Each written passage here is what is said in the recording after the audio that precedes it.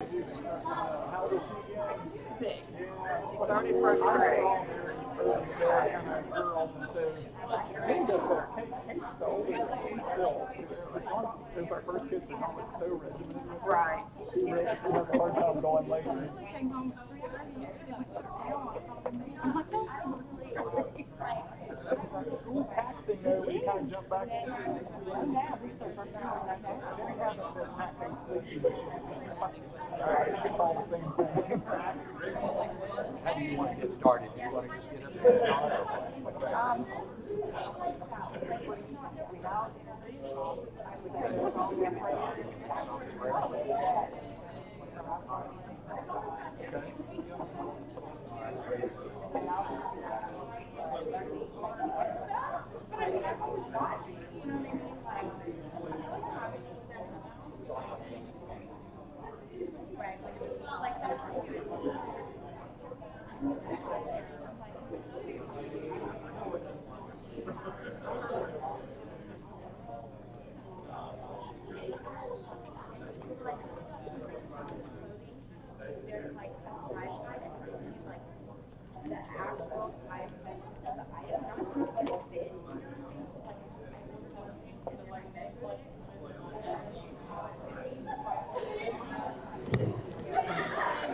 Can you hear me?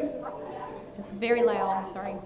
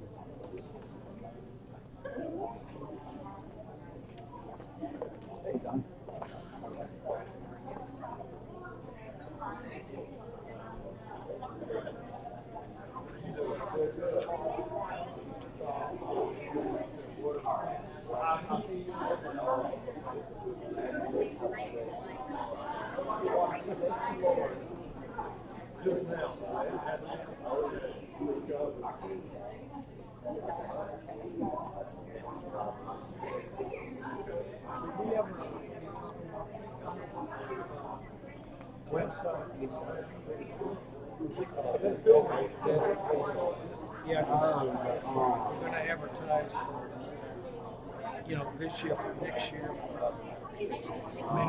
minister type youth family. And there's one college, Lipscomb, that acquired our home. She was asking me, I got the door and I did some research, and whoever we are getting our domain from, we have to go through Gmail. And that's right, I talked to Ginger several weeks back, because I know she was starting working on it. And so I told her, whoever that provider is, get the domain, they're the ones that have to set it up on the but So she's got the Charlotte domain. Did you ever get into that domain name? Ginger she was on research about that. Does somebody wait for permission? Or do you know? I don't know. Ginger Clever? Ginger was one that was doing, trying to get the email set up. To advertise And for under somebody. the domain, Gmail. Let's the moon take Well, I was thinking this year now, next year. That's what I'm thinking. If we don't this year, Yeah, we'll have, I'll have to talk to How you Ginger. doing? But anyway, I'm great. How you doing? It's good to see you. I don't think.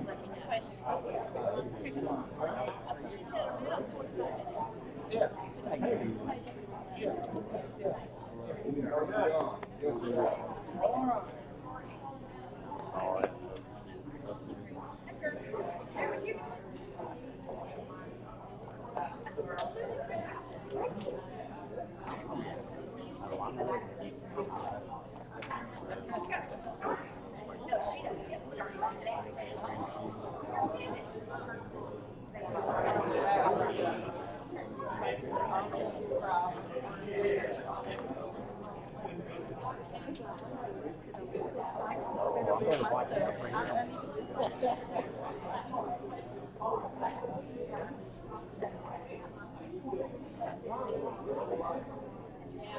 Okay.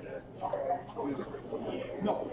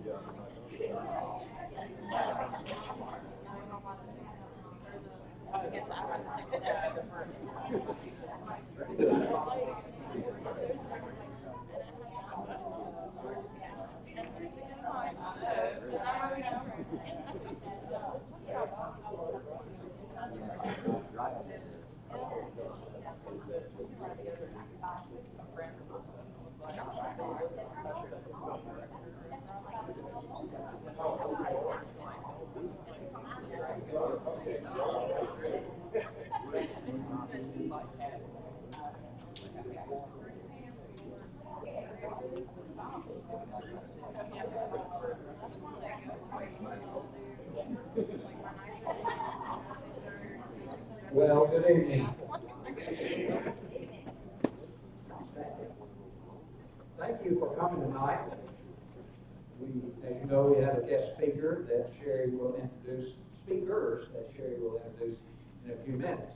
Before we get started, we're going to have a song and a prayer. And for those that may be from outside the Church of Christ, you're the choir, okay? You're the choir. So you're going to stand up and sing with me, all right? We're going to sing a little medley here, so when you see the green arrow, be ready to change songs, to stand up for Jesus.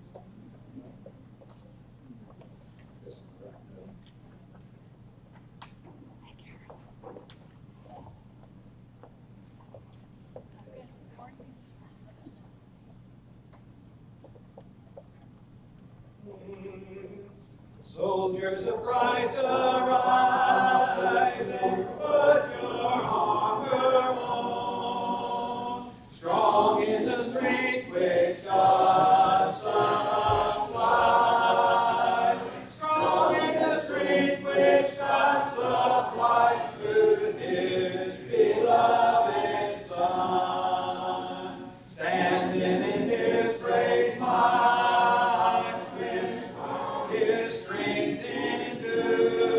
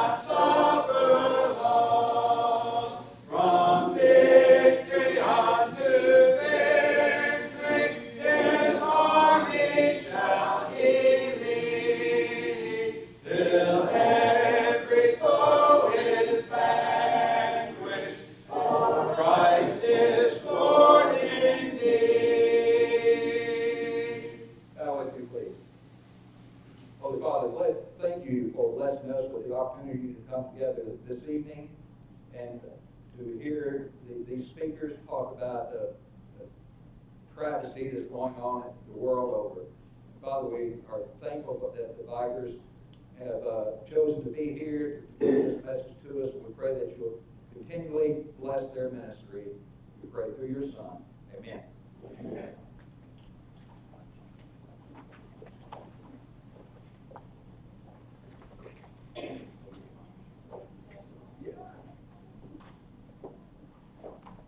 I want to introduce Cricket and Brianna Ryder. I've known them since Brianna was like this big. I do want to say this is the first church of Christianity that they have been allowed to come in to speak on the subject. So, and I'll just let them go. There's not much more to say about it.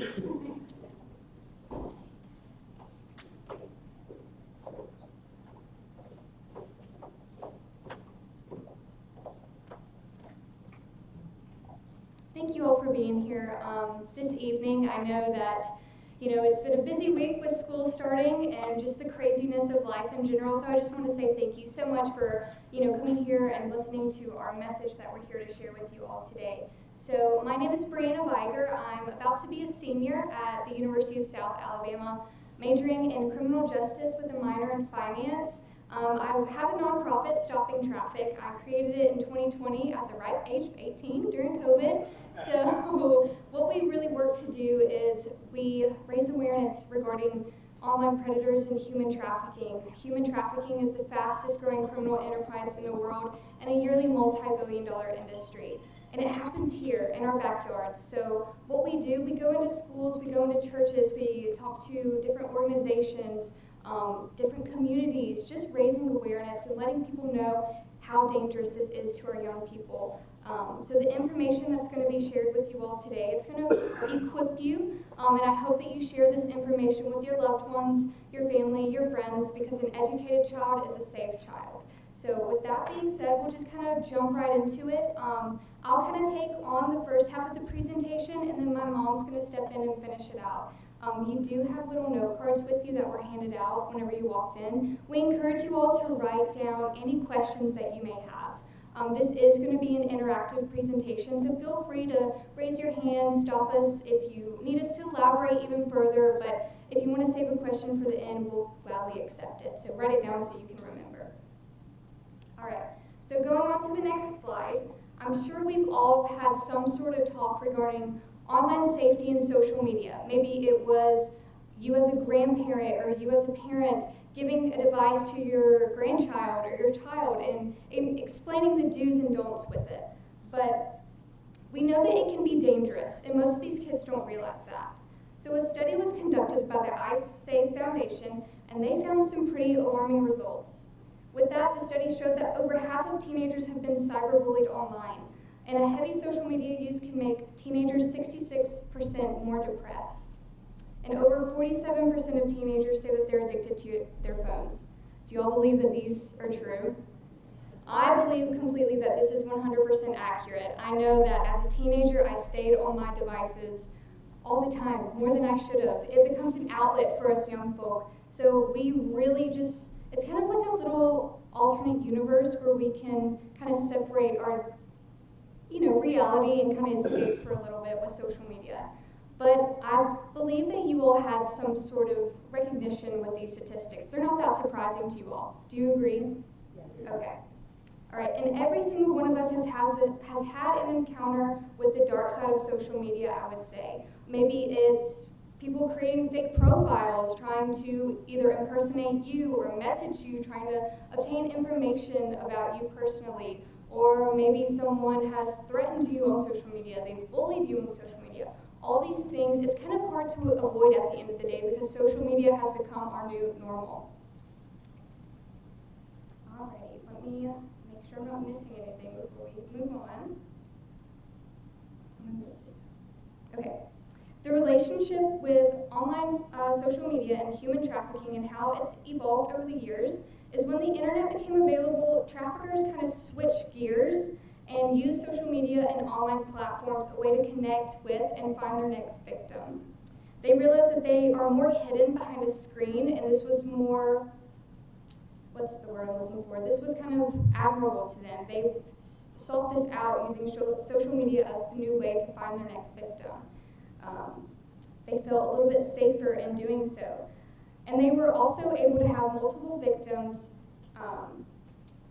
in a fast capacity.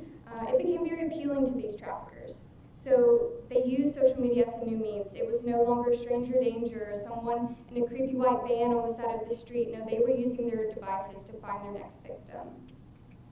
So moving on to the next slide. Most American children at the age of 10 have some sort of device on their hands. And on average, 8 to 12-year-olds spend about 6 hours per day on their phone. 13 to 18-year-olds spend about 9 hours on their devices or technology daily. Is this shocking numbers to you all? Yes, some say yes, some say no. I will say, I don't know if you have an iPhone, but they do like a weekly report where it shows your screen time. And in talking with some of the young kids that I've presented to, I had them spout out different numbers to me of what their screen time report would say at the end of the week, and it's gone up to 20 hours, 18 hours, just like extremely high, things that you wouldn't even imagine that it would get up to. So I would say these numbers are 100% accurate. I would not be surprised if it was even more or increased in some sort of way. Okay, so moving forward, we're going to kind of set a baseline to make sure everyone's on the same page. We're going to be talking about terminology. So click it one more time. There we go. Okay, so by definition, what is human trafficking? Human trafficking is using force, fraud, or coercion, which is just a fancy word for convincing for my younger people in the crowd, to obtain some sort of labor or commercial sex act. An online predator is an individual who commits child sex abuse that begins or takes place on the internet. Online exploitation. It's the usage of the internet or communication technologies as a method to facilitate the sexual abuse of children and the adolescent. The grooming process. This is very important whenever it becomes a real situation where a child is in danger. They start to use the grooming process. This ultimately is a way for them to gain trust. So it's the action by a pedophile of preparing a child for a meeting, especially via an internet chat room with the intention of committing a sexual act. A pimp and a John. A pimp is someone who owns an individual that is involved in human trafficking, and a John is someone who purchases. So expanding a little bit more on a pimp, we have two types. We have a Romeo and we have a guerrilla. So a guerrilla is going to be a little bit more aggressive. They're going to be sending threats. They're going to use fear tactics for their victim. A Romeo is going to be a little bit more loving. They want to shower their victim in affection and love and compliments as a way to trust them. So you have one that's very, I would say, milder, and then one that's super aggressive and just kind of relentless in their threats. All right, so going on to the next slide. On what apps can we see this on? Predators can be found on all social media platforms. Listed on this slide are just a few examples, but know that this happens everywhere online.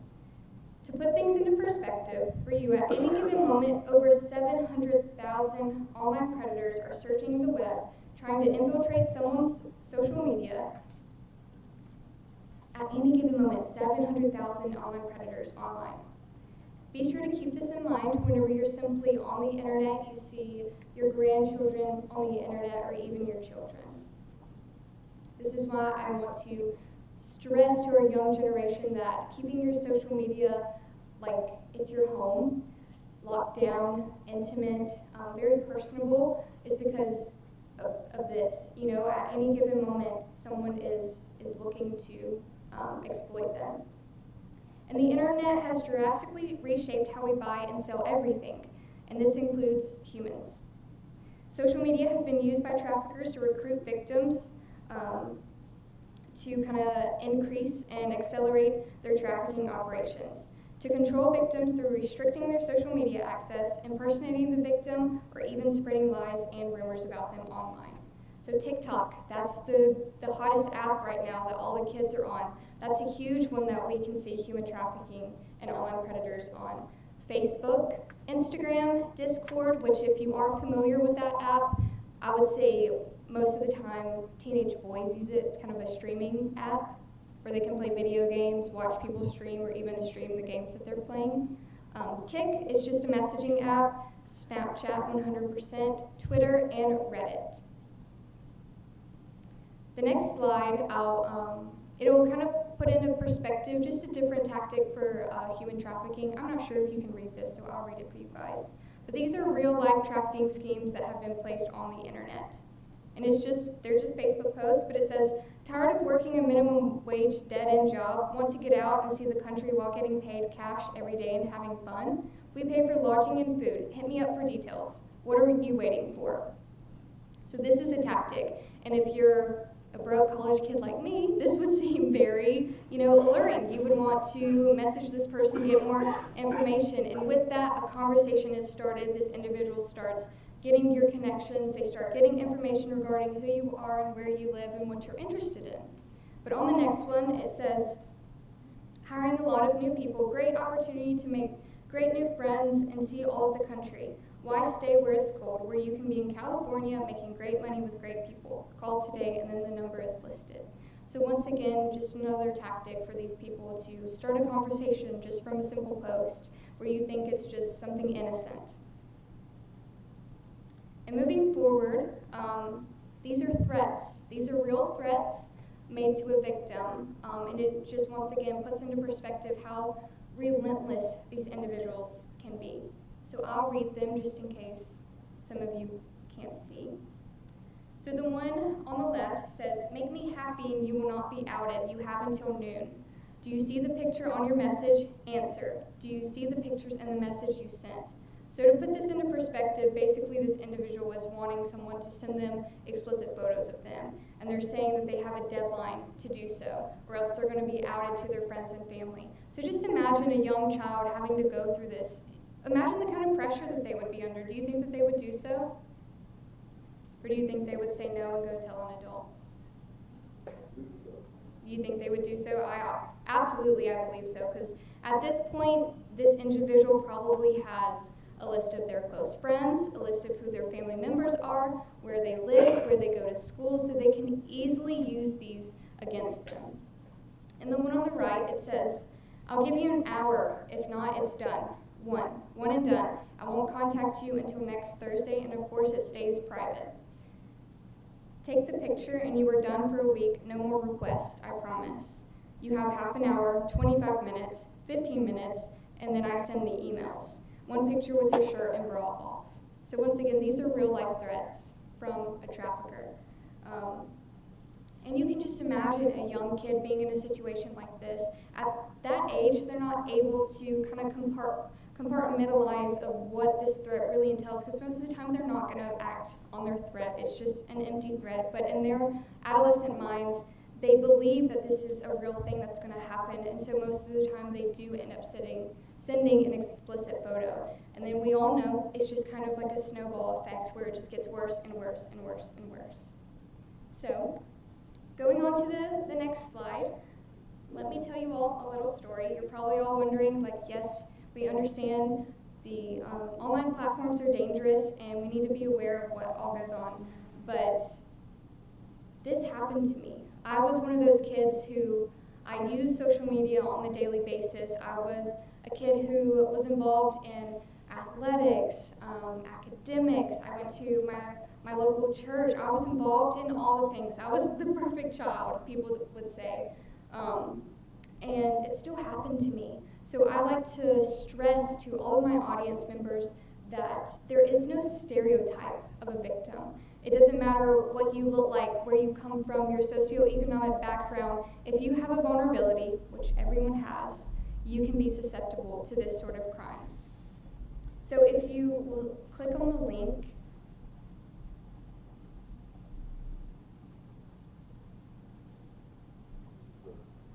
it may be at the bottom, that hyperlink, there it goes. Oh, that's not the right one. Maybe I linked a different one. I'll just go ahead and tell you the story, make it a little bit more personable. So whenever I was in middle school, entering 6th grade, I was 12 years old. It was 26, what year was that? I know I'm getting old. I can't remember things. Was it really 2014? Wow, I am getting old. So 2014, whenever I entered the 6th grade, I went to Sims Middle School. So if you don't know, Sims is the largest feeder pattern school in the state of Alabama. We have 7 elementary schools that infiltrate Sims Middle. So you can just imagine me walking in on my first day. There's new faces everywhere. My older sister, Savannah, she was going into 8th grade at the time. She was kind of my lifeline. I knew that if, my first day, my first week, I had any trouble, I could go to her. But what does she do on the first day? She leaves me, of course. So I kind of had to figure everything out by myself. And within the first week, I was elected as class representative. Basically what that all entailed, I had to get a point of contact for everyone within my homeroom to let them know, hey, we have a quiz on Friday, we have to turn in our field trip money on Wednesday, that sort of thing, just to take a little bit of stress off of my homeroom teacher. So with that, I had to get phone numbers, social media handles, emails, just a way to contact those in my class. And you can just imagine, Snapchat had just come out, Instagram had just come out, Facebook was around, but that was for old people, so we didn't get on it. You know the deal. So mainly it was Instagram and Snapchat, and then of course text messaging that I would contact my homeroom students with. And I was receiving a lot of requests because I was friending a bunch of people, if that makes sense. And of course, with that comes a lot of messages. And this one account popped up. They messaged me after following me on Instagram, and it looked like a middle school social media profile. I wasn't too sure, but it's still my first week. I don't really know everyone just yet. It was very basic, and then whenever they sent me a message, it was very basic too. It said, hey, how was your day today? And I didn't want to be mean. I didn't want this to be someone in my homeroom or someone in my grade. So I responded back and I said, good, how was yours? And with that conversation kind of insinuated, we, went on to talking, what's your favorite subject? Who do you have as your homeroom teacher? Just all the things. No red flags were raised for me. I thought I was talking to someone my age. And then the grooming process started. So about a week had passed, and I kind of realized I was sharing a lot of information to this individual, but I wasn't getting a lot of information about them in return. They always gave me very vague and basic answers. And, of course in questioning, I knew that it was a guy, and he would kind of send me messages where it was like, have you ever held hands with a boy before? Have you ever kissed a boy before? And at that age, I'm like, no, boys are gross. So, that was the grooming process kind of starting, because each question he would kind of push the line, push the boundary even more to where it was, would you ever send an explicit photo? Would you ever do this? Would you ever do this? And once again, it was always something even more than what the last question was. And this was his way of desensitizing me to the idea of committing, exploitation, essentially. And so at that point, I knew that this wasn't someone from my school, because those who I hung out with, none of my classmates, we did not act in that manner. So I straight up asked this individual, who are you, and what's your name? Just because I didn't believe that this individual was saying who they were. And his screen name changed. My mom can go into a little bit more of all of that. And his account just kind of it just changed. And I'll come back to that, just keep that in mind. Everything changed. And he started threatening me, saying that, if I didn't send an explicit photo for him, that he would kill my older sister, Savannah, who, if you know me, that's like a second mom to me. And I just couldn't bear the thought of anything ever happening to her. And he knew who my parents were, he knew where I lived, he knew where I went to school. He knew all of this information, one, because I told him, two, because I was in middle school and I posted everything online. And so he used all of this information against me, and I ultimately ended up sending an explicit photo. And with that, like I said, the snowball effect just kind of happened, and it was one thing after another. But fast forwarding, this individual was 25, well, he was in his early 20s at the time. He was from California. He had dual citizenship between here and Mexico. He went to Caltech, so he was very tech savvy. Oftentimes he would threaten to hack into my social media, post the pictures I had sent, and have even threatened to post it on my parents' social media. If you know my mom, she's a realtor. God forbid if anything like that were to happen, her business would just be done at that point. So I kept doing what he had asked for the benefit of my family. And it lasted 3 years where I didn't say anything. I was basically a puppet, and he was the puppet master pulling all the strings. And it got so bad to where basically he was live streaming me at night, and my parents eventually found out. It was a summer night. We had just gotten back from a national dance competition in Las Vegas, and my mom will go into more detail. She brings the house down when she talks. Y'all just get ready. And we just came back from the national dance competition. She just couldn't sleep one night. She got up, walked down the hallway. My sister's room was to the left, my room was to the right, and she looked at Savannah's room. Everything looked fine and dandy. She looked at mine. My door was closed, but my light was shining underneath. So it was summer, not a big thing if I was staying up late, not anything uncommon. But she opens my bedroom door, and I'm sitting on my bed with a full face of makeup on with my phone in my hand. And as soon as she walks in, I turn my phone face down. Mom, red flag number 1. Y'all have a sixth sense. I don't know what it is. So her red flags start going off. She walks up to me and she's like, well, first she asked me, what are you doing up so late? And I gave her just the classic answer of, oh, I couldn't sleep. She walks up to me and she says, give me your phone. And my parents, they did oftentimes phone checks where they would go through, make sure I wasn't doing anything bad on my device or no one was trying to contact me, whole 9 yards. But it was during the day that they would do this, not at night when he would start messaging me. And I would always give her my phone when she asked. This time I said no. I wouldn't give her my phone. I was very defensive. I was snappy with her. I started rambling and said, you can just give me my punishment now, whatever it is, just give me my punishment. And at that point, she knew something was going on. So she snatched my phone and said, go to my room. My dad was at the fire station, and of course, he didn't know what was going on just then, but messages started coming through of this individual reaching out to me. And it was late at night, probably like 12, 1 in the morning.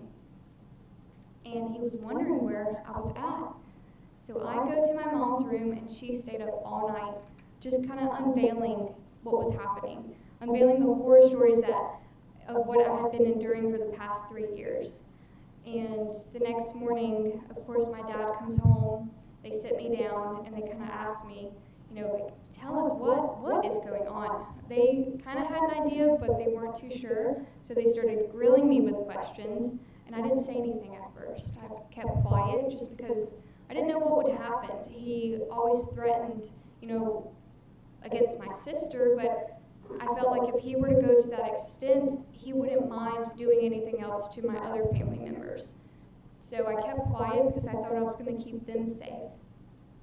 But eventually they chipped at me, and I started kind of giving them a little bit of information piece by piece. We went to the local sheriff's department in Sims, where my mom's a real estate agent. She researches for a living. She had all this information regarding this individual. Whenever we took it to the officer, all he had to do was just put in the system. It was a hot summer day. He looked at us, rolled his eyes, wouldn't even get out of his vehicle, and said, I can write this up as harassing communications, but I can tell you right now it's not going to go anywhere. And I have parents that don't take no for an answer. So we then got in touch with the local child advocacy center, who then put us in contact with the local FBI office. My FBI file went from Mobile to California to Mexico City, and then he was stopped in Memphis. He was never prosecuted because FBI said since we switched phone companies about a couple days or weeks later, or before we went to the Las Vegas trip, that there went all the information. I believe that there are other victims out there because he was just too good at what he was doing. There's no way that there wasn't. So I do believe that his day will come eventually, but if not, he will meet his maker one day, and then he will find his final destiny. And I kind of have to put my faith in that concept just in case he doesn't receive the punishment here on earth. So when he meets his maker, I know that, he will pay the price.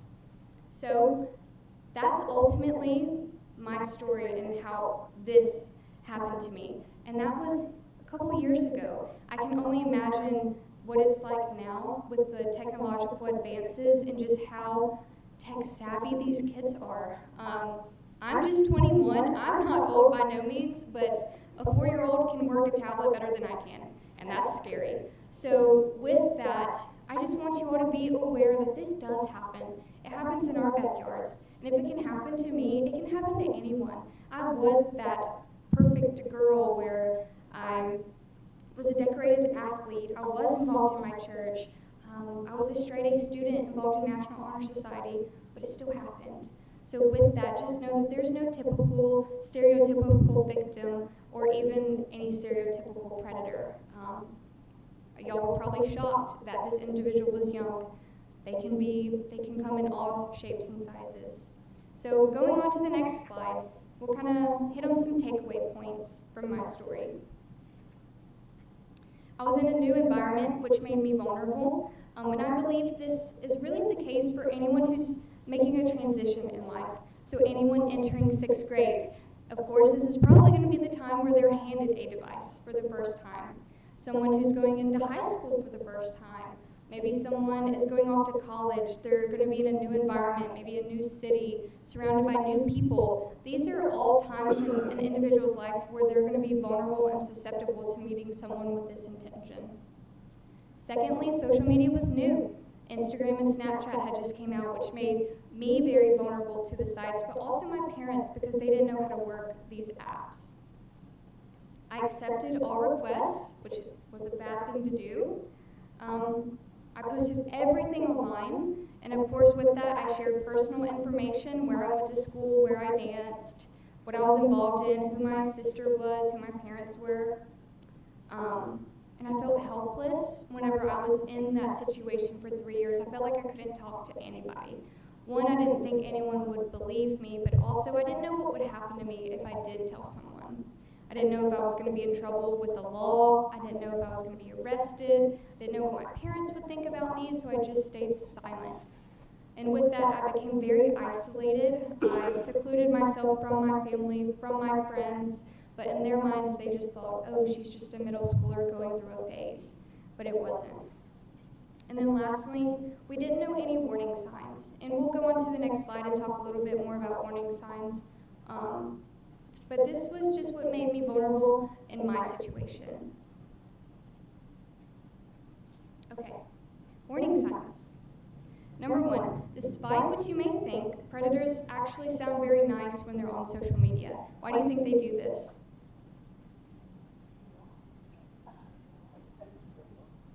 They want to gain your trust. So they're going to be super friendly online. It's not going to be scary or threatening in the beginning. It's going to seem very just casual and nonchalant whenever they spark up a conversation. They do this as a way to create a normal and non-threatening initial conversation. Secondly, online predators are always wanting to talk one-on-one. Hardly ever is it going to be kind of in like a multiple group chat situation. They want to isolate you from everyone else to make it a little bit more intimate. Number 3, they're going to ask for personal information, and they can do this in a really kind of sly way. Maybe it's, I know kids my age, they like to say, hey, what's your zodiac sign? They can find what month you were born in. You know, maybe they can say the year, and then they can find out roughly how old you are. So such a things like that. Maybe they'll ask, do you have any siblings? What's your favorite sport? What sports team do you root for? Things of that nature. Number 4, they're going to ask you a lot of questions about yourself. The more information that they can obtain about you, the better for them. These are just things that they can keep in their back pocket whenever they go to threaten an individual. Number 5, predators are always going to agree with their victim. Why do you think that? It goes back to trust again. So if they start to agree with everything you say, it's going to, once again, kind of create a non-intimidating, non-threatening environment. Number 6, predators will stalk you online. They're going to research you, who your family is, who your siblings are, where you go to school, that whole nature. Number 7, they'll prey on your vulnerabilities, and like I said, everyone has a vulnerability, whether we want to admit it or not, especially whenever it comes to middle schoolers and teenagers. They just want to fit in, so they're going to do whatever it takes in order to do so. Number 8, they're going to ask for pictures or request a video chat. Once again, it usually starts with the basic message, and then once they start to get to know you a little bit more, they'll try to introduce the idea of, hey, do you want to FaceTime? Hey, do you want to, send pictures on Snapchat? Things of that nature. So once again, that's just their way for them to kind of isolate you and seclude you, but that's when the grooming process really kind of starts. So that's basically my presentation in a nutshell. My mom will go and kind of give the parental perspective and the adult point of view. But like I said, if y'all have any questions, we'll both come up at the end and feel free to ask. So Mom, this is my mom.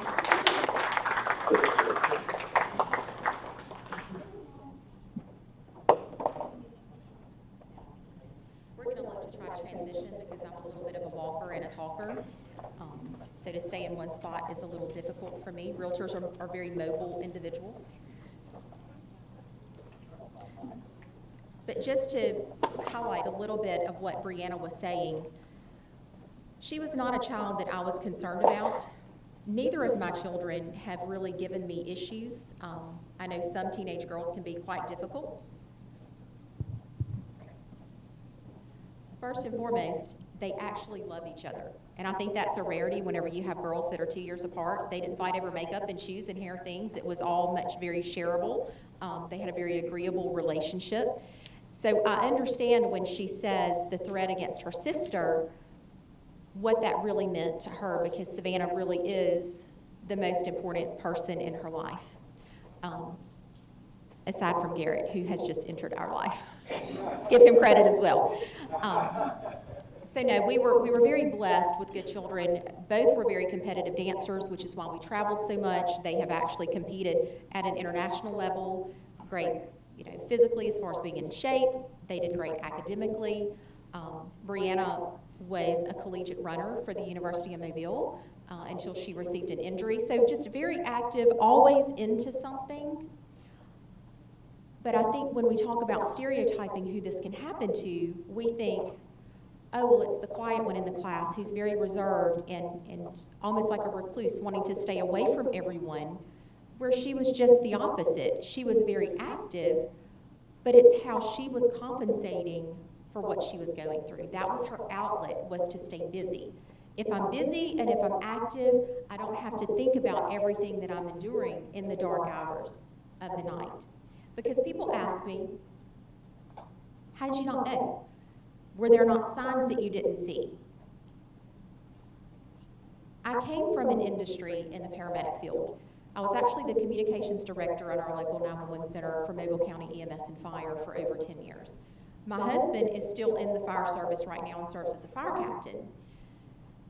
We left, or I chose to leave that industry and enter real estate to be there for our children. Both of us in that same industry, obviously as parents, would have made it very difficult to be what I find to be decent parents. They only rode a school bus to field trips and athletic events. I delivered them to school, I went to work. Made sure my last appointment was no later than about 2 o'clock. Why? Because Mom's got to race to carpool, and then Mom's got to race to the dance studio. We were with them constantly. To this day, we're a family that eats around the dinner table. Every night, we sit there, we talk, how was your day, what's going on? We had those engagements and interactions with our children And then in the dark hours of the night, my child 80 feet from where I slept was being trafficked over the internet. And I think that's important for us as individuals to look at today, is when we think about human trafficking, we think someone snatched them into a van. Someone walked up behind them and just took them. It's the creepy guy at the mall who's scouting out people, or it's the individual in the park, in the playground with no children, and he's sitting there watching. That is not where they're finding the victims. Human trafficking no longer has to occur in person because it is very much a technological crime today. As long as you're streaming, as long as you're making money off of someone else, force, fraud, or coercion is involved. That is human trafficking. The officer that we met, and it was a hot day like today, that was not harassing communications. And if he feels it's harassing communications, then we need to rewrite the definition. I knew as a parent, standing in that parking lot with his entire demeanor, he didn't care. He was a younger officer, not one that I was familiar with because my husband and I know a lot of individuals in the law enforcement arena, and I thought he just doesn't get it. Probably doesn't have kids. He may not even be married. But at the same time, I also understand he didn't understand technology. I didn't understand technology. If you're going to talk to me about a cell phone, I'm going to say, you know what, it's a phone. It's not a device for me, it's a phone. If I'm going to check my email, I'm going to the computer. The only other thing my phone will do for me is double as a watch. Okay? Who has an actual battery that works in their watch these days? No, we go check our phone to check the time. So what I do with my device and what they do with their device, completely different. Snap what? I don't know what Snapchat is. I don't know. Facebook is Facebook. I mean, we all look at it in different ways, but to them, it's their lifeline. It's how they connect. It's where they spend their time. Kids, I'm so sorry. Y'all are really not going to like me at the end of this, but I really am a nice person, I promise. When you sit down and you ask your children, who are your friends? Or you sit there and you reference, oh yeah, my kid is friends with these individuals. It's not who their friends are. Really need to take that device and see who they're communicating with. They don't communicate in person. They don't hang out at each other's homes very seldom, but they're very much in communication on that device. So at the end of the day, do we really know who the friends are? I'm going to encourage you, go home, not tonight, but tomorrow or the weekend, sit down with them. Take the phone. Yes, children, I said take the phone. Go through the applications. If they happen to be on Facebook, go to the friends list. Scroll down it. Call out the name and ask them, how do you know this person? They can't answer. Oh, that's so-and-so, it's this. If they hesitate, delete the contact. It's not their friend. And they should not be accessible on social media. When you open that door, you allow them into your life. You allow them into your family's life, into the life of your other friends. And chances are you've never laid eyes on these people. Oh, well, they're a friend of a friend of a friend. They're not your friend. That's what I'm going to encourage you, is get the numbers down, because if there's a child in this room that has 600 friends on social media, you should be famous.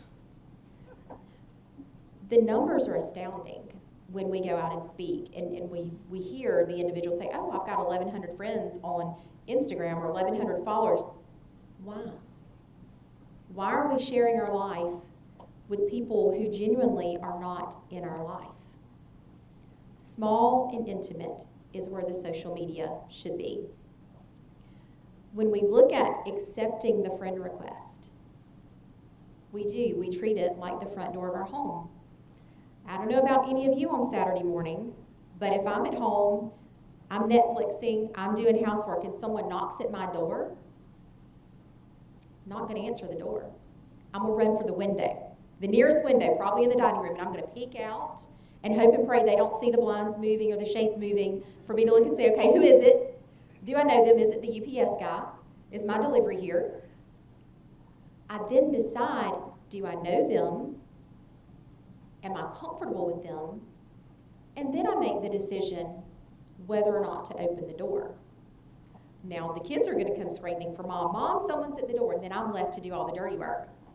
And I'm like, they can hear you. These people really can hear you screaming for me.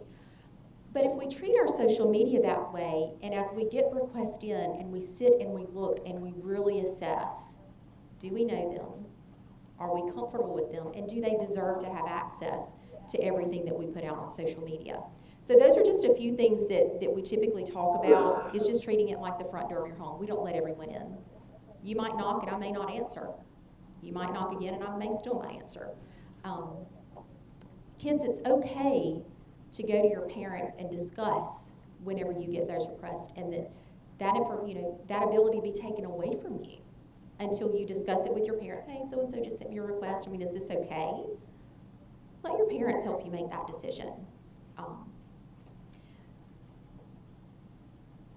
When we were in Las Vegas, I had no idea this was happening. It was 4 days after we made it back that it all came to light for us. And yes, parents have a sixth sense and a seventh sense and an eighth sense, and will carry it until the day we die whenever it comes to our children.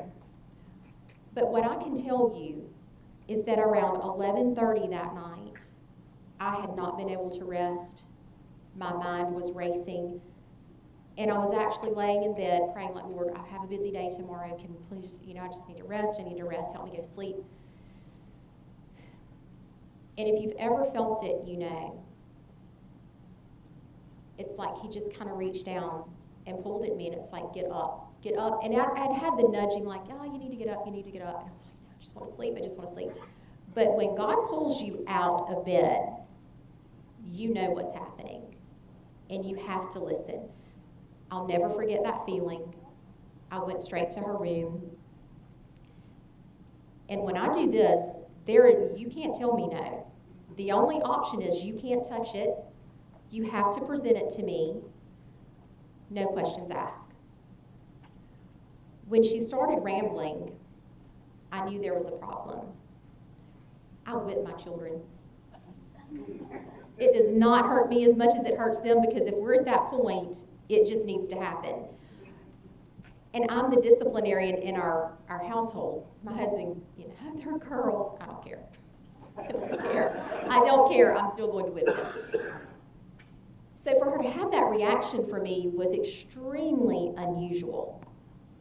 But I understand now it was fear. She did not want everything to come to light. When I put her in my bed that night, she slept like a baby. She was very peaceful, very calm, went to sleep almost immediately. Traffickers will keep you sleep deprived.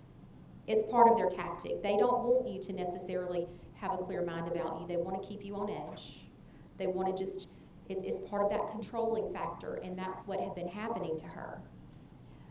So when all of this came to light, when she mentioned earlier about the switch on the profile, I want you to understand how significant that moment was for her. And keep in mind, she was 12. When the profile switched, the name went to a combination of letters and numbers. She did the exact same I did whenever I saw it. She went to Google. Why? Because Google knows everything. When she entered that information in, the first thing that popped up is the same thing I saw when I did it. And it read, the minute you report him, your family will be kidnapped by his people immediately. So he's making threats to her. He's already proven to her that he can tap into her social media and take control of it. So these were not empty threats. He'd already proven that to her. So when she saw that, can you imagine at 12? What have I done? how do I get myself out of this? And it's fear, but it's embarrassment. And for that, let's talk about the shaming of victims for a minute. Victims stay in their seat right where they are because we put them there. Why would I come forward? People are just going to talk about me. They're going to shame me. We do it. We do it to them, and we keep them silent. If we can stop victim shaming and victim blaming, can you imagine the number of people that would just be honest rather than sitting and enduring? That's hard because for us as a family, we fought this battle in silence. We could tell no one. I have an individual who's after my child. He was in Las Vegas, sitting in the same facility I was sitting, watching my child perform on stage, with every intention of taking her. He was there because he had her sold. In the dance arena, we would meet her at the edge of the stage, escort her to the dressing room, be with her the entire time, and escort her for her next performance back to the stage. She's very lucky that I was not the parent that let her wander and go alone back and forth or with other individuals. Her sister and I escorted her every step of the way. He was outside of the dressing room where we were all congregated. And once again, that sixth sense as parents, in the midst of changing, there was a mother with another studio, I don't know where they were from across the U.S., came in and said, ladies, if you have daughters that are changing, cover them up. There's someone outside the door, you know, obviously kind of creeping outside the door. We've called security. Brianna does not remember that statement. I do. That was on the Saturday night before the final performance. Within 4 days of finding out this is what's going on, that statement resonated with me. I was able to call the facility. They were able to pull the video footage, and I was able to identify him and say, that's him. He was sending her messages stating, I was very close to you tonight. She had no idea. I had no idea. But in that moment, can you imagine, here we are in Las Vegas, Nevada, even though we were on the outskirts of the Strip, you know, somewhere close to the golf course, if he had taken her, I would have been clueless. I didn't know what was going on, wouldn't even know where to begin to look for her at. But thank goodness that's not the story that we're here telling you today. Let's talk about Mobile, Alabama for a minute. Because when I say Las Vegas, like, oh yeah, I mean, everything bad happens in Vegas. Nevada is not even on the top 10 list for human trafficking. Mississippi is. Georgia is, Florida is, and they all drive through Alabama. Mobile is the second in the state for human trafficking. We're number 2. Birmingham is number 1. The very things that make us great economically are the very things that make us vulnerable and attractive whenever it comes to human trafficking. I can put you on a plane, on a train, in a car, on a boat. I can take you out of the country to another state, north, south, east, west, within a matter of minutes. The I-10, I-65 corridor is the freeway. I-20 is known as the human trafficking freeway in the northern part of the state. Those of us that work in this particular environment on a regular basis will tell you, we believe Mobile is number 1. But because we don't talk about it, and we don't discuss it, and we don't report it, the underreporting leaves us sitting at number 2. And for now, that's probably where we'll remain. It's scary. And I know the Sound of Freedom has started a lot of discussion about human trafficking in general. The issue that I have with the movie is it's out of the country. And it leaves our mind thinking, this happens in the Philippines, it happens in Thailand, it happens in South America. It happens right here. The United States of America is the #1 consumer and producer of child pornography. We are the demand. Those visiting the Philippines, it's Americans. What we don't talk about in South Alabama specifically, because it's a hard topic in general, is familial human trafficking. You have family members sharing family members. And we talk about the opioid crisis. It all goes hand in hand. If I can't get my drugs and you want my teenage daughter, I'll give her to you if you give me my drugs. It's essentially the second fastest growing criminal enterprise in the world. She mentioned earlier, at any given time, there's an anticipated 700,000 predators online looking to engage in communication with your children. But what time of day do you think it peaks as the prime time? 3 o'clock in the afternoon. So we've been called to speak to a lot of the bus drivers because the kids are on the bus. Parents are at work. They know where you are. They know when the children are alone because their activity increases. A hard concept to think about as parents. They're in our home with us. They're chatting and talking to your children just a few feet from where you are. You don't have to go to the mall. You don't have to go to the parks. And bless it, you don't have to go look at the little puppies and the little white vans sitting on the corner anymore. They're in your homes. Lock down the devices. If the devices are given, have that conversation. We want the children to feel comfortable coming to you. And I can tell you, Brianna learned a lot throughout the course of all of this. She never knew how many people were willing to fight for her.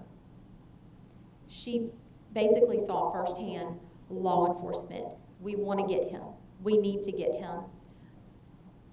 It was such a good feeling for her to know, okay, I am the victim in this situation. I didn't create this situation. And that's very important, kids, for you to understand. This is not your fault. People sharing inappropriate information with you, wanting inappropriate things from you, is not your fault. The text messages that Brianna had on the board earlier with the conversation about you have an hour, you have 30 minutes, 25 minutes. You heard about the one individual who is young 20s. That individual was a senior engineer with Continental Motors in his 50s, a parent to 3 teenage girls, and he's serving a federal sentence right now. You can't stereotype who the traffickers are.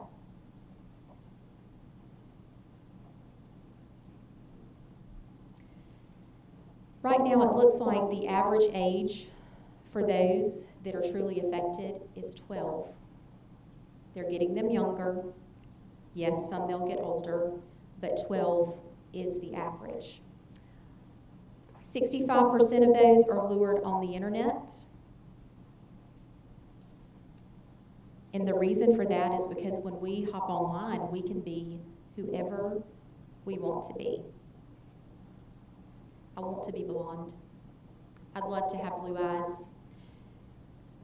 The profiles created, they can just be whoever, wherever, and involved in whatever. They're going to be involved in whatever you like. They're going to want to talk about whatever you want to talk about. Because they're, once again, gaining that trust, building that relationship. When you have that hard day at school and you can't wait to get home and jump online and tell them about your day, it's about creating that separation between you and your family. They want that distance from you. And it's hard enough because, honestly, kids, at about 13, 14, you're probably going to stop liking us in general. And then as parents, we hope to get you back at about age 25. It's like we can be friends again. If you find that someone's wanting to create that disconnect between you and your family, you should be very alarmed with that. If you find that your children are a little bit more withdrawn from you, wanting to spend more private time away, not wanting to share information with you, those are all factors to consider, but it's not all the factors. But as we're out and about in public and we think, what can we do? What will we see? Traffickers will actually brand their victims. Roses as tattoos, crowns, dollar signs, dollar bills, barcodes, the name of the trafficker. Those are all things that are visual signs. It may be bruising. They may seem a tad bit unkept. And the reason why I say it is because we're all out in public. We all travel to the rest areas. We're all out and about in touristy areas. And as they're bringing these victims through, those are some of the signs. And also someone that won't speak for themselves. They'll stay very quiet because the trafficker is in charge of that communication. They typically do not have identification on them because the trafficker doesn't want them to have that. It's their way of keeping them and holding them. How many of you posted first day of school pictures for the kids and where they went to school? Okay, I posted my dog, and she looked fabulous. I'd probably rethink that a little bit because, once again, we're giving information on where our children are located. Let's see here. When we talk about photos being sent, we just assume that the child sent a photo in the text messages that were there. All they need is their face. These individuals, these online predators, will create a photo, an image of the individual, and then put it out there to the individual for them to see. I'm fixing to share this with all of your friends, with all of your family. What will they think? And the child's done nothing wrong. Can you imagine the panic if they saw an inappropriate photo of themselves created by someone else? How do you explain that? Because the general public doesn't know that's not them. I know where every freckle is on that little body. I'm going to know, but you won't know. So the fear that's instilled in that, and I say that because I want us, it's the victim shaming and the victim blaming once again. Let's not assume that that person has done anything wrong. The predators have their own way of getting what they want to keep them suppressed.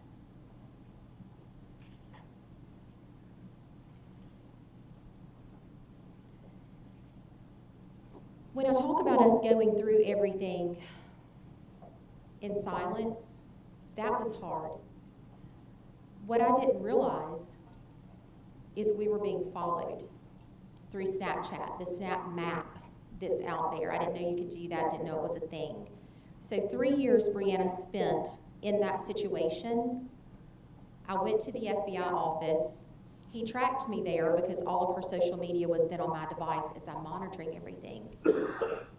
He followed us for another 3 years until he was stopped in Memphis.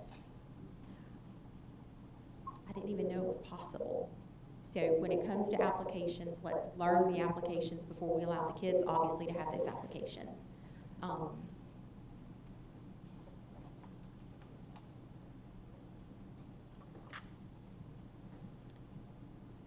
I didn't know what I didn't know in the situation. Would I go back and change anything? I don't know what I would change, except to just be more aware of what was accessible for our children. But like Brianna said time and time again, it was new, it was up and coming. I can't necessarily beat myself up about that. I'll carry, the necessary guilt, obviously. But this individual was Mexican mafia. It's real. With family in Mississippi, a father who worked for NASA, and then obviously he as a graduate of Caltech. It was horrific.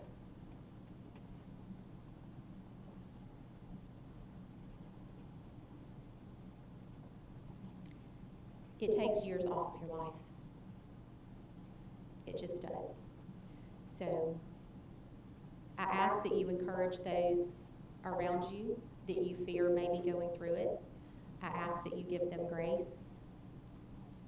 No parent wants to be faced with that situation. Our blessing is we still have our daughter and all that she endured. Therapy works great. There's a lot of things that she doesn't remember, and she'll tell you, I had a great therapist because I just don't remember. It's good, but mom remembers. You know, mom remembers. We fight today and we work to educate because someone's got to talk about it. And I was sharing with Sherry and Tom earlier today. I stand up in front of a lot of people and say, I don't want to be here. I really don't want to be here. But if we're not here, who will? So, in looking at Brianna's nonprofit, we work to help victims who have been rescued.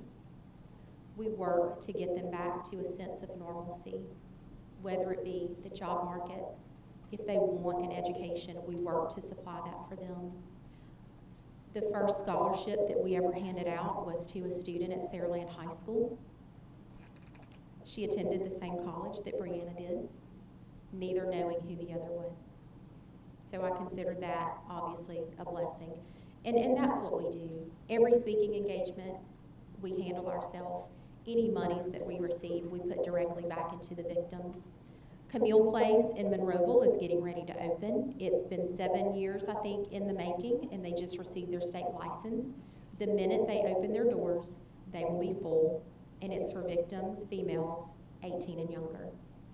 They're being housed right now in detention centers and also in hotels. And as a trafficking victim, I think we can all say that's really not the place they need to be held. So, do you all have any questions for us? We could talk for hours because it's just, you know, we could. Yes. The first church that you've been to or shared together, I think this would be a perfect program for youth groups. It made me emotional. As a churchgoer, we've had the door shut. We don't want to talk about this. It doesn't happen here. Not in our, not with our kids, not with our youth, not with our families. And I can tell you this. Brianna's very first speaking engagement to really tell her story public was at her high school. Her senior year, she spoke to the 9th grade in an assembly alongside her FBI agent. And I was at the back of the stage watching the crowd, monitoring the crowd. And as everyone is heading back to class, you can see this little girl in the look. And she stepped out and started walking from the back of the auditorium forward. And I'm like, Bree, you need to be ready. You have someone that wants to speak with you. And the little girl came up to the edge of the stage in a very meek voice and said, "This is happening to me, and I don't know what to do." The very first time she ever spoke. It works. Yes. Yes, I have a question. These kids are really into making these short videos, on YouTube. Others are popular. Do these human traffickers, do they track and trace where these kids are? Sure, to the IP address. If they're savvy enough, yes. Yes. I'm not that savvy, but yes, there are ways to track that. Mm-hmm. Yes.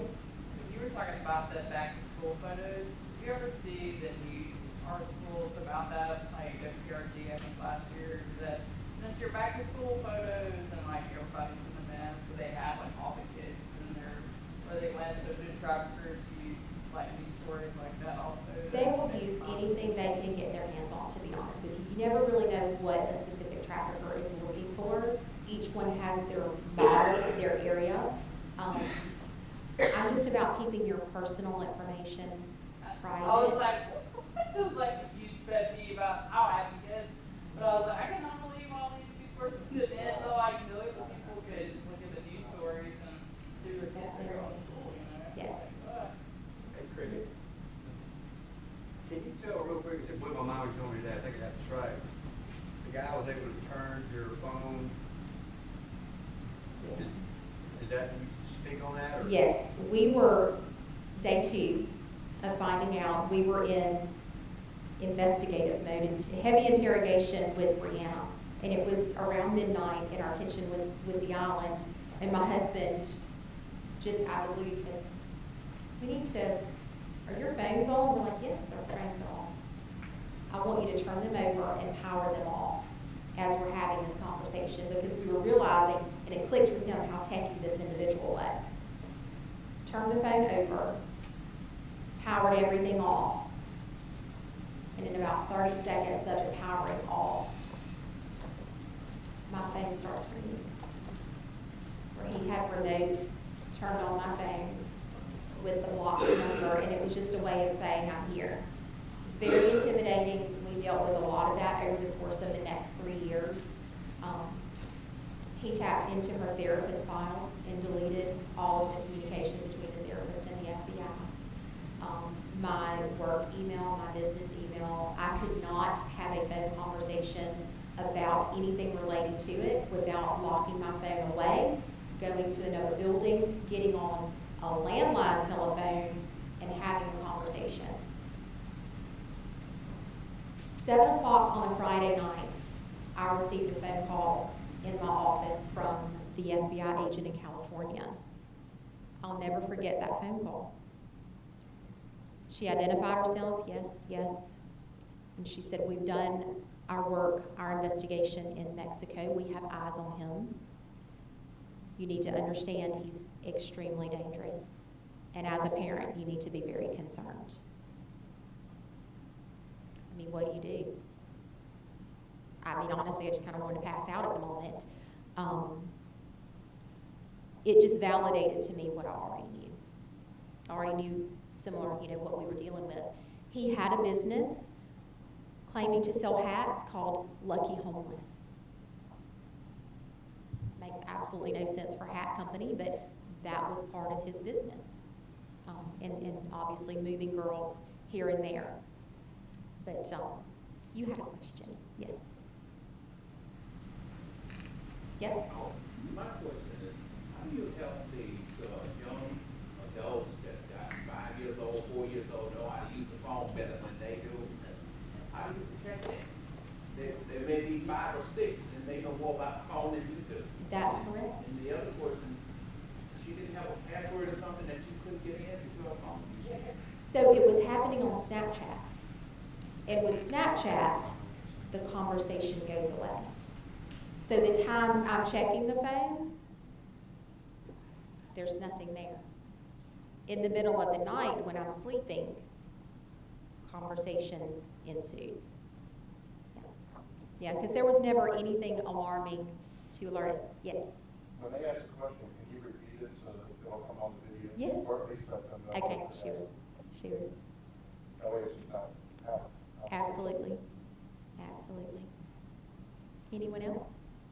That is to show which platform, which social media platform is working at any time. So which platform is kind of known to be the worst for human trafficking? And Brianna, I'm going to say right now we're seeing quite a bit on TikTok. Is that correct? Snapchat.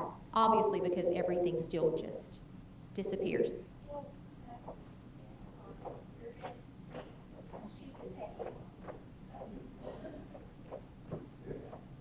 So with Snapchat, the biggest thing that kids think is that, oh, I can send whatever I want because it simply goes away. And for kids, that's kind of alluring. So when someone asks them to send an explicit photo, in their mind, it makes it a little less intimidating because they think, oh, it's just going to go away if I do. But that's not the case.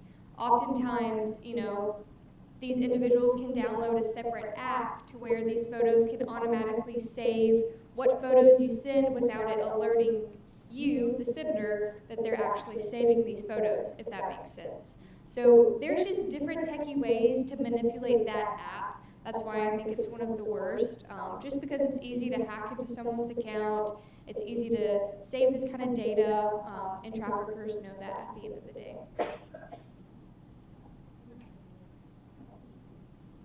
Any other questions? Yes.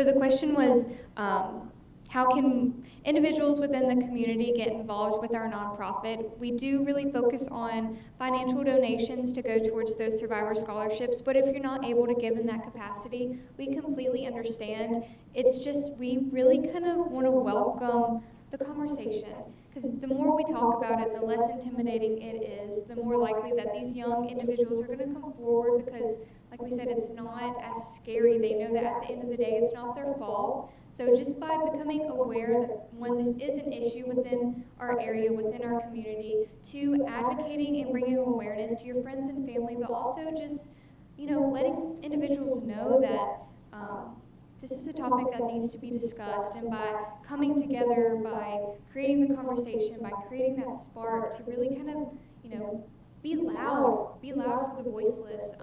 At the end of the day, that kind of rallies our community together. Also, if you'll take a look at the website, there's a video that Ashley Rich actually created with Brianna before she left office. It's there. Sit down with someone who's of age and let them watch it. It kind of helps stir the conversation a little bit. And I'm going to have Tom, because Tom is busy bee, he's going to hand out a pledge that we have. Yes, that's fine. Take it, share it. It's very simple steps that says, as you use this device, please don't share your information. This is what we don't put out there. You're going to come to me if something happens. It's just little bullet points that's so easy, but it just helps create the conversation and helps parents, obviously, with some sort of an outline there.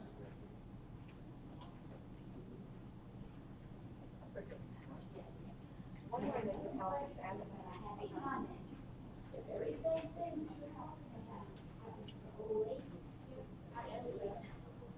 Absolutely. So she said that this happens to the older community, and that's 100% accurate. Not only are the young folk vulnerable to being susceptible to a crime such as this, but also the older generation, because you're like us all. We don't really know how to navigate social media as well as the younger generation. So that is a vulnerability with the older communities. So yes, and exploitation may look a little bit different. Maybe it's financial exploitation and not physical exploitation.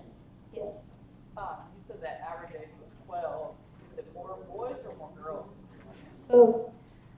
They're asking the average age is 12, but is it more susceptible to boys or girls? And the answer is both. We see it on different platforms. With girls, it's going to be more so social media because they want to fit in. They want to be that social media famous influencer. But with boys, this happens more on video games and streaming outlets.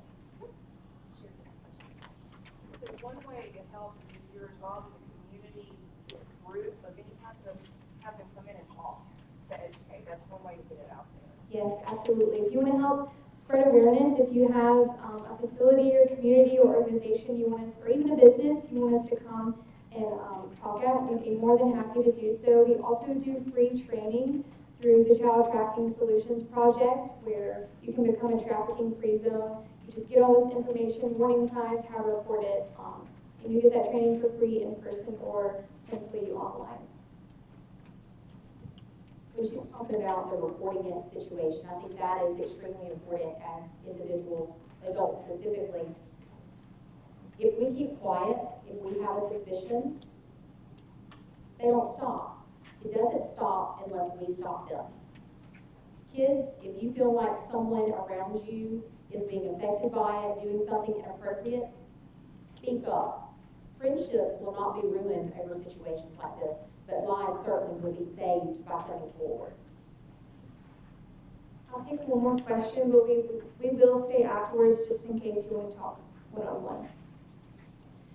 What do you want to do with your criminal justice degree? So with my criminal justice degree, I plan to either work for the district attorney's office, either in Mobile or Baldwin County. I've done a lot with the Youth and Family Services team in Mobile. I'm hoping maybe to create something more along those lines in the Baldwin County area, just because with that being a tourist city, I know that, the need is there. So hopefully I can do something along those lines where I am going into the community, going into schools, sharing information such as this, but also just different topics that, can be helpful to the younger community. But that's what I want to do with my nonprofit. Eventually I want to open up a safe home, but that's years down the road, so we will see. Okay, I just want to say thank you all so much once again for coming tonight. I know it was a lot of information thrown at you guys, but y'all were a great audience, so thank you for being patient. Thank you for having us. It truly does mean a lot. Opportunities such as this allow us to make a difference. So just once again, thank you. We're so appreciative.